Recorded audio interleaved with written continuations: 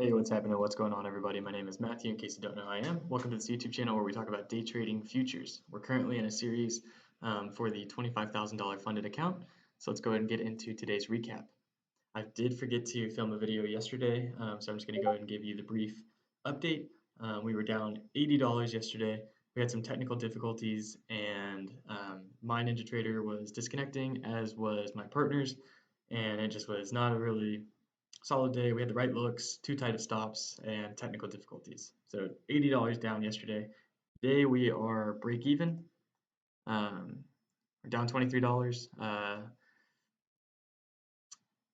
It's fluctuating right now with the market because we do have a swing position open. As you can see here, we bought the dip today at 8:30. This is a micro contract, and it is up 86.75 points, fluctuating at the after hour market session right now. And we plan on keeping this open. We are satisfied with this. This was really just a true knife catch. Can't get much more exciting than this on a position entry.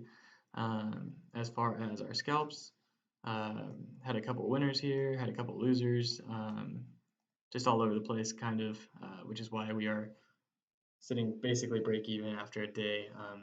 We would be up, but commissions.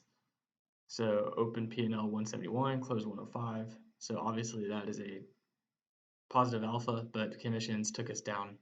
So that's where we're at right now. So going into tomorrow, we will keep this swing open. I won't be trading tomorrow's morning session, so this swing will be our only trade going into tomorrow. And I will give an update on how the swing is going tomorrow. I hope you have a great rest of the day. If you're interested in doing this challenge with me, click that first link down below. That is going to take you to the Earn to Trade Gauntlet, where you can sign up for a $25,000 account challenge, where you can swing. There's no daily trade loss limits, and you can trade whatever you want. I hope you have a great rest of the day, and I will see you later. Peace.